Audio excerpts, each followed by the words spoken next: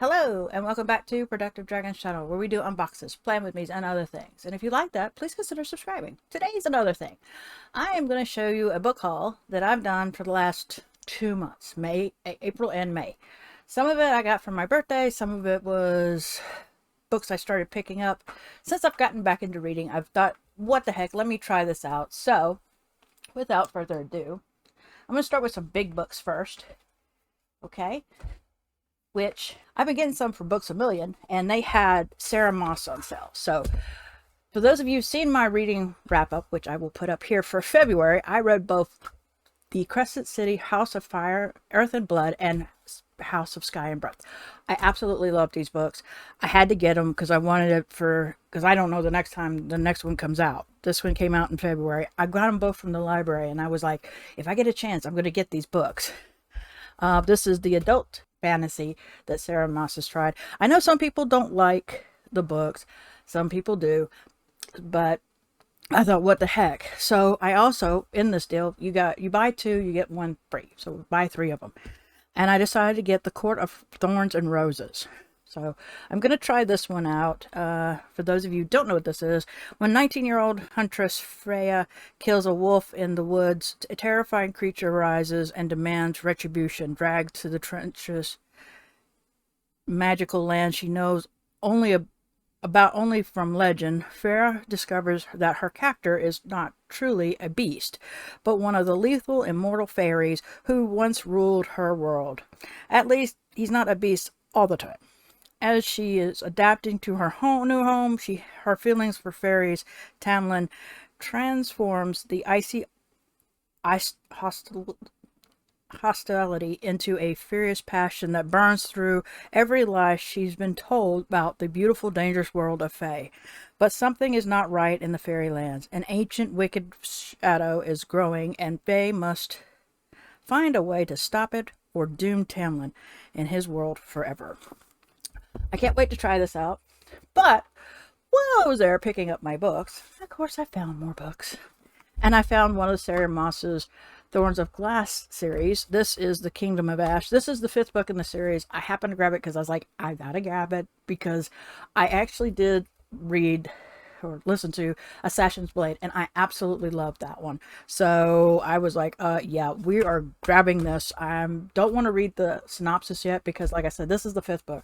I'm hoping to get some of these. I might hopefully, if I like this, I'll hopefully either get them all in paperback or get the hardbacks. Don't know yet, but I'm going to get on the Sarah J. Moss hype train and go from there. I've had too many people tell me, you gotta read this. If you like this, you gotta read this. So another book I picked up, this was in May. I picked up Atomic Habits.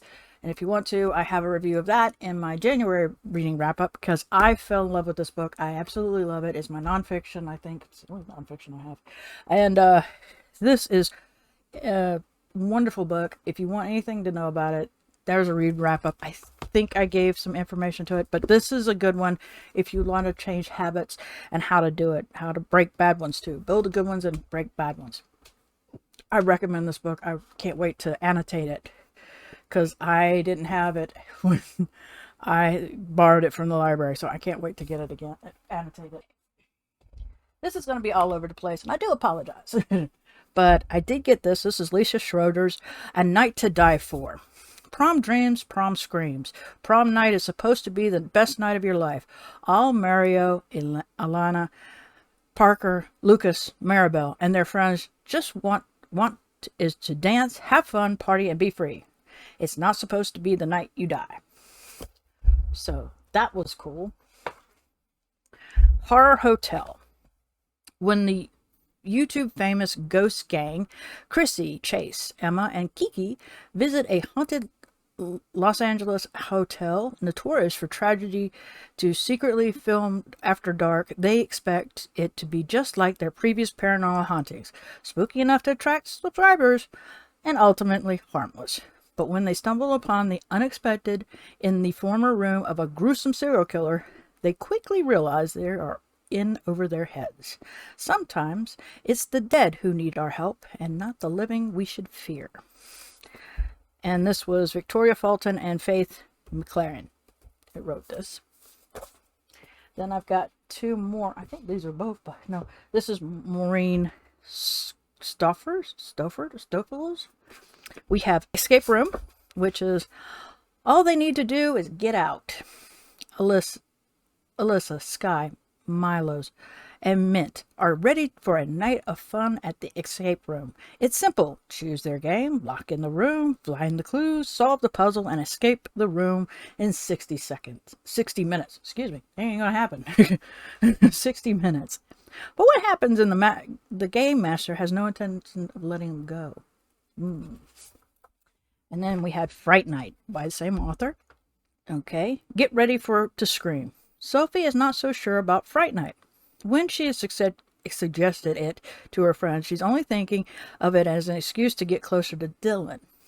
Now that it's happening, she's worried that spending the night in a remote forest is a bad idea. It is totally safe. There's even a safe word to get if things get too intense, and they do. Sophie and her friends are forced to face their greatest fears, and suddenly, it's too late to turn back. I can't wait for that one either.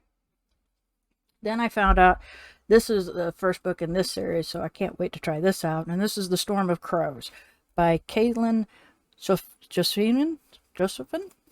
I'm going to screw these names up, I swear. Thea was born to be a crow rider. In her kingdom of Rodaria, magical elements crows are what keeps the city running. For her entire life, Thea has known she will hatch a crow, train it, and become a rider, a warrior. But when the Aleutian Empire invades and calculatedly attacks, they kill all the crows and destroy the eggs in a horrible fire that also robs Thea of her mother and mentor. When Thea's sister, Kaliza, becomes the new queen of Rodair, she is forced to agree to a marriage between Thea and the Aleutian heir in an effort to save her people. Prince Erican is rude and crude, and Thea can't imagine traveling into the heart of the enemy city after so much has been taken from her. But before she leaves, she finds a crow egg in the rubble of the rockery. And Louisa, she must hatch the last crow, hold her own against the crown prince, and ignite the rebellion that is to take back what is hers. I like that, so I'm like, ooh, yay. All right, I'm a big fan of Clive Barker. So Books of Blood was there also. Everybody is a book of blood. Whether we're open, we're red.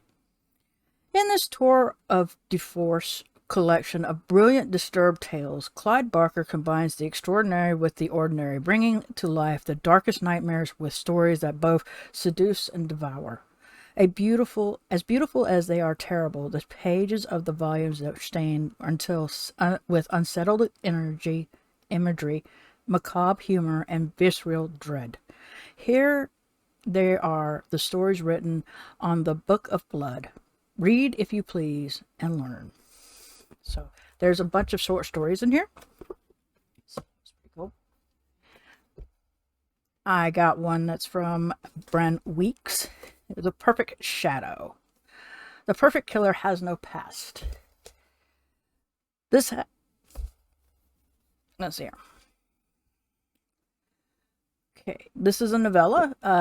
Galen Starfire is careful, quiet, simple farmer. He's also an immortal, peerless in the art of war. Over the centuries, he's worn many faces to hide his gift, but he is a man ill-fit for obscenity. When Galen must take a job hunting down the world's finest assassins for the beautiful courtesan and crimes lord Guinevere Carina, what he finds may destroy everything he believed in.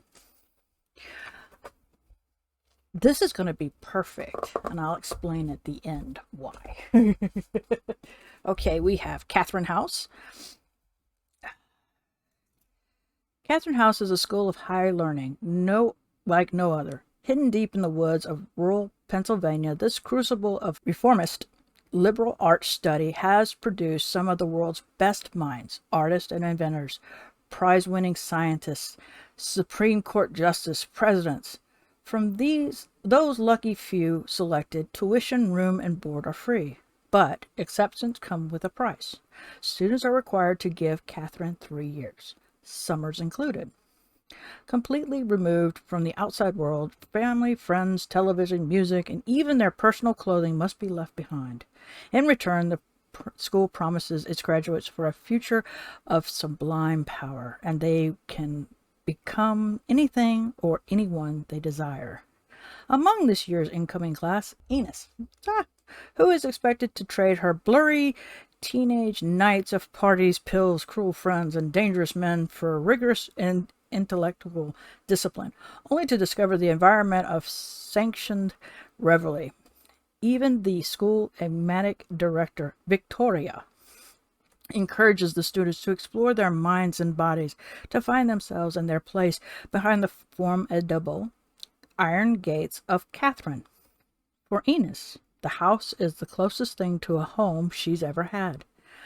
But its strange protocol soon makes this refuge, with its worn velvet, and weathered leather, feel increasingly like a lavish prison. And when tragedy strikes, Enos begins to suspect the school. In all of its shabby splendor, hollow history, advanced theories, and controlled decadence, might be hiding a dangerous agenda within the secret's tight-knit group of students studying to its most promising and mysterious circlum. That's not right. Combining the haunting sophistication and dusty atmospheric style of Sarah Walters with the unsettling isolation of Kulo. Oh, I'm not even going to say this poor person's name because I'm going to butcher it. Let Me Go. Never Let Me Go. Catherine's house is a devious, delicious, steamy, and suspenseful page-turner with shocking twists and sharp edges that are sure to leave the readers breathless. That'll be interesting. This one is Anne Bishop, Lake Silence. This also happens to be the first book in the series, thank God. Because I was worried there for a minute that I was going to find books that are not the first in series. Human law do not apply in the territory controlled by the others, vampires, shapeshifters, and even the deadlier paranormal beings. And this is a fact that humans should never, ever forget. After her divorce, Vicky Devine took over a rustic resort near Lake Silence in a human town that is not human controlled. Towns such as Vicky's don't have any distance from the others, the dominant predators who rule most of the land and all of the water throughout the world. And when a place has no boundaries, you never really know what is out there watching you. Vicky is hoping to find a new career and a new life, but her lodger, Aggie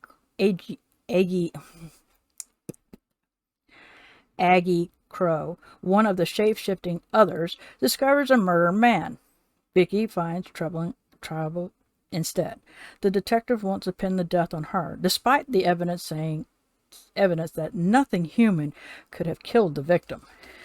As Vicky and her friends search for answers, ancient forces are roused by the disturbance in their domain. They have rules that must not be broken, and all the destructive power of nature at their command. Can't wait to try this one out. I'm a big paranormal fan, so this is something that I liked. Then we have The World of Lore by Aaron McKenna. Monstrous creatures. They live in the shadows, deep in the forest, late in the night, the dark recesses of our minds. They're spoken in stories and superstitions, relics of an unenlightened age, old wives' tales passed down through generations. Yet no matter how weary and jaded we have become, and as individuals or as a society, part of us remains vulnerable to them. Werewolves and wendigos, poltergeists and vampires, angry elves and vengeful spirits. In this beautiful illustration volume, the host of the hit podcast Lores serves as a guide on a fantastic journey through the history of these terrifying creatures, exploring not only the legends but what they tell us about ourselves. Aaron McCanny invites us to the desolate Pines Barren of New Jersey, where the notorious winged, red-eyed Jersey Devil dwells. He dwells into harrow accounts of cannibalism, some officially documented, others the stuff of speculations. Perhaps. He visits the dim-lighted rooms where the seance takes place, the European villages where gremlins make mischief, and even Key West, Florida, home of the haunted doll named Robert. In the world of emotional vampires and zombie malls, the monsters of folklore have become both part of our language and part of our collective psyche. Whether these beasts and boogeymen are real or just a reflection of our primal fears, we know, on some level, that not every mystery has been explained, and yet the unknown still holds the power to strike fear deep in our hearts and soul. As Aaron McCann reminds us, sometimes the truth is even scarier than the lore. I, of course, had to read this because, like I said, loved paranormal. Another one that I got was The Cursive. I'm a big fan of Frank Miller's drawing, which is stuff like that. This is Cursed. Nemo grew up as an outcast. Her connections to dark magic made her something to be feared in her druid village and made her desperate to leave. That is, until Red Palmans slaughtered her entire village, and Nemo's fate is forever altered. Charged by her dying mother to reunite the ancient sword of legend sorcerer, Nemo is now her people's only hope. Her mission leaves her little room for revenge, but growing power within her can think of nothing else. Nemo teams up with a charming mercenary named Arthur and refugee Faye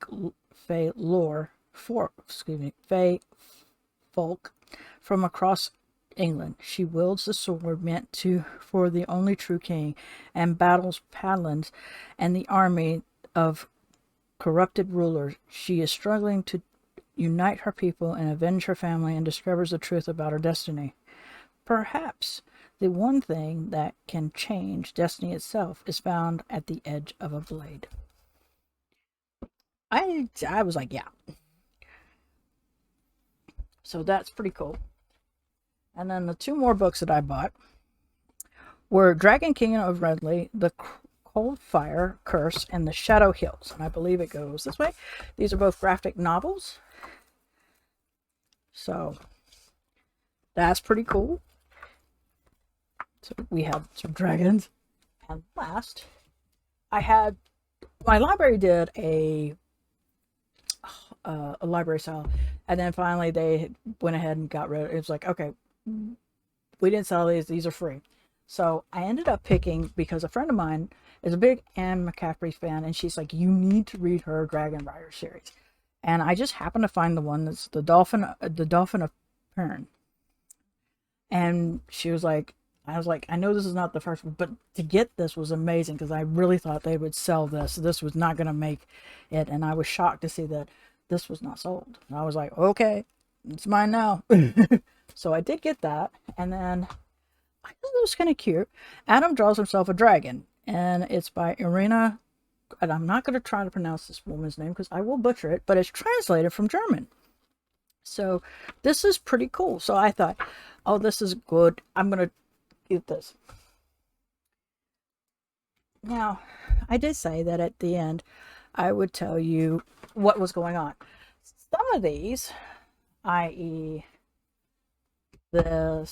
these, a lot of this one, of course, some scary stuff. These guys could possibly be part of readathons that I'm going to be participating in the month of June. In the month of June, I've decided that I was going to do, I had already decided one, which was the whatever-a-thon number 2. So I thought, okay, I'll do that. I will get that series up. And then I found out there was a Marvel one, and I went, okay. And I just finally signed up for that one, which I am with Team Shang-Chi. And so of course the dragons had to be part of that. So of course this one will probably be my whatever-a-thon, because I am with the Shelf Slayers for that one. But yeah, I was going, okay. And when I saw some of these books, I was like, I could pick this one, and this one would work, and this one would work. So yeah, I'm going to do 2 readathons. I almost came close to doing 3, which I was like, that would be too much. So next month I will be doing 2 readathons. They will be the whatever-a-thon 2 and Marvel-a-thon. So thank you for bearing with me through this whole video. If you think it will be helpful, share the video. That way people will see. And if I remember correctly, I will put down and below the whatever-a-thon 2 and the Marvel-a-thon so you can find ways of signing up for either one if you want to participate as well. Until next time, I hope you all are having a wonderful